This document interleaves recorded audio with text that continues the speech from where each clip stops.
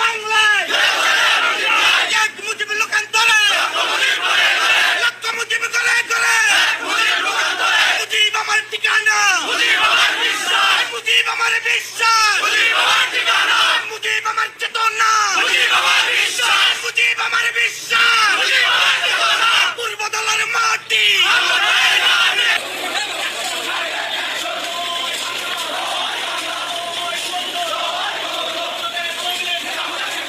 আজ রাজশাহীতে বিশাল মিছিল করে আওয়ামী লীগ প্রমাণ করে দিয়েছে আওয়ামী লীগের সাংগঠনিক ভিত্তি এখনো পুরোপুরি ভেঙে পড়েনি।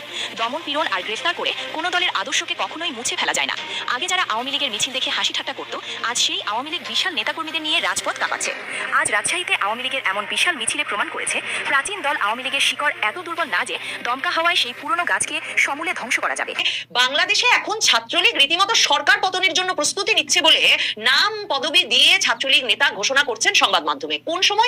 যখন শেখ হাসিনা বলে দিয়েছেন তিনি দেশে ফিরছেন ফাঁসির রায় মাথায় নিয়ে, যখন সারা বাংলাদেশে প্রতিদিন অন্তত 10 জায়গায় ছাত্রলীগ আওয়ামী লীগের অন্যান্য অঙ্গ সংগঠনগুলো মিছিল করছে এবং মিছিলগুলো অপ্রতিরোধ্য হয়ে উঠেছে। সাধারণ মানুষ তো কোনো প্রতিরোধ বা কোনো প্রতিবাদ করছেই না, আওয়ামী লীগের মিছিলগুলোকে স্বাগত জানাচ্ছে।